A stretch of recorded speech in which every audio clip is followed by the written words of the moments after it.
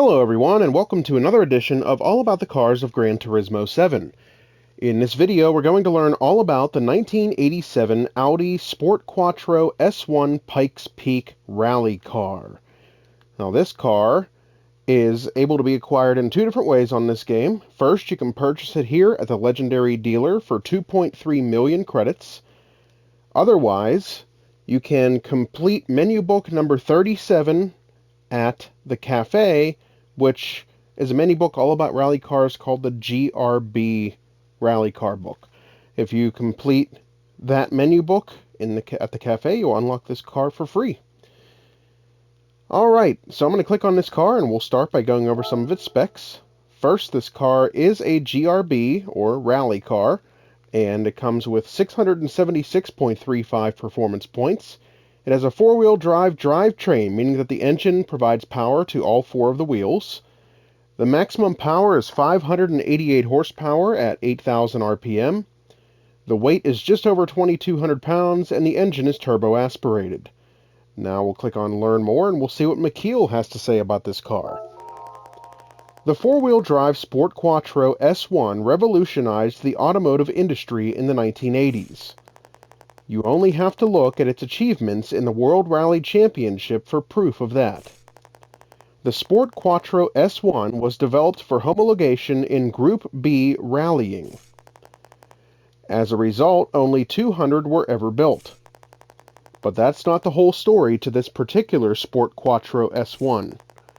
This is an S1 E2, a further evolved version of the S1.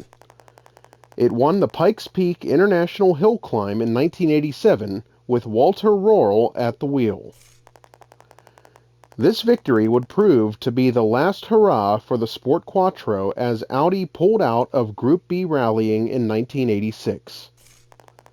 Without a doubt, this is one of the greatest among greats. Alright, that's everything we can learn about this car from the legendary dealer. Now we're going to back out to the main menu, and we'll go to the garage where I'll get into this car and we'll learn some more about it. So here at the garage, I'll click on Change Car. We're going to scroll to this vehicle, which is right here. I'll click on this car, we'll listen to the startup sound, and then we'll learn some more about it.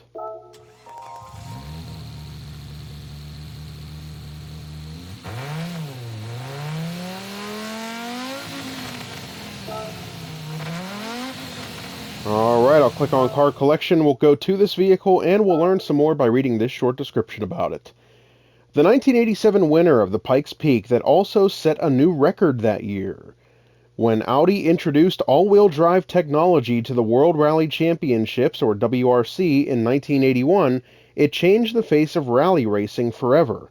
Having all four wheels provide grip and traction over off-road courses gave its cars a distinct advantage over the competition.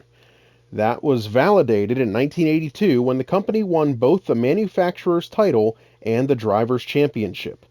The following year, an Audi driver won the driver's championship, and in 1984 the company claimed both titles yet again.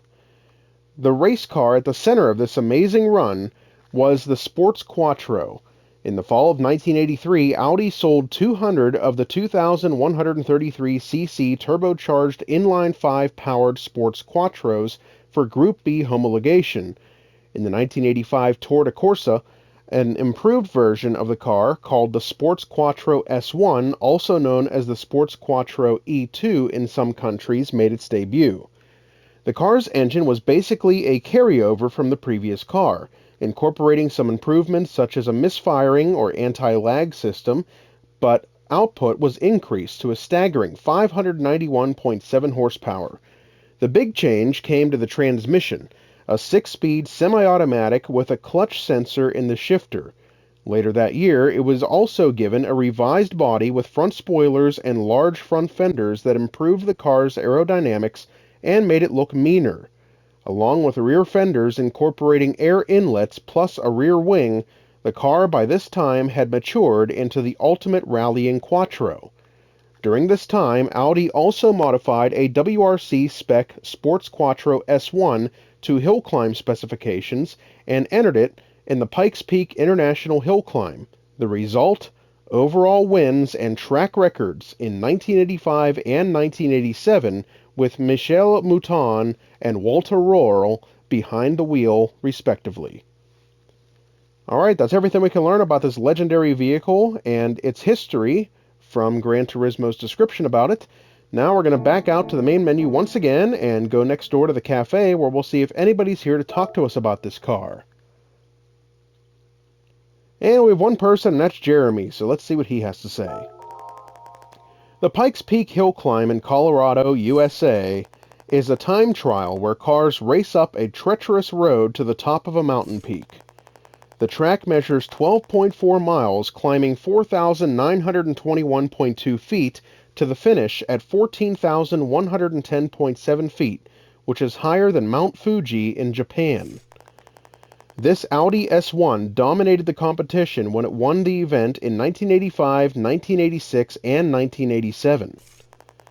Based on a WRC machine, it featured large wings at the front and rear, ensuring maximum downforce.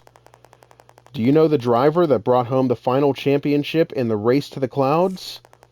Why, it was none other than WRC champion Walter Rohrl. Alright, we're going to make one final stop down at the tuning shop, where I'll show you everything that can be done to improve this car's performance and power. So here at the tuning shop, you have to remember that this car comes from the dealership, from the legendary dealer, as already a race car. So this car already has a lot of parts added to it that are available at the tuning shop. So you're going to see a lot of things that are not available for purchase here. Under the sports category, for example, the only things that are available here to purchase are the tires. Everything else is not available. Under club sports, much of the same here. The only things that you can buy are 2 power-reducing items in the power restrictor and the ballasts, and obviously the dirt tires for the rally car. Under semi-racing, you can add a fully customizable computer, the medium or high RPM turbochargers, the fully customizable LSD, and the fully customizable manual transmission, but everything else on this page is not available for purchase. Under the racing category, much of the same, a lot of things not available, but you can add the racing muffler, the slotted discs racing brake kit, the brake balance controller, the fully customizable suspension, the torque vectoring center differential, the fully customizable racing transmission, and any of the racing tires. But as with the other pages, everything else on this page is not available for purchase. So while there isn't a whole lot that you can do to this car, there is some that you can do to it to improve upon its already impressive stats. As you can see, I have this car fully upgraded, and it's just under 700 pp and almost 800 horsepower. Alright, that's everything we can learn about this car from Gran Turismo 7, so I hope you enjoyed the video, and I hope it helps you to determine whether or not you'd like to add this car to your collection. Stay tuned for more videos highlighting all of the cars of Gran Turismo 7. Don't forget to like and subscribe to our YouTube channel. Thanks for watching, and we'll see you next time.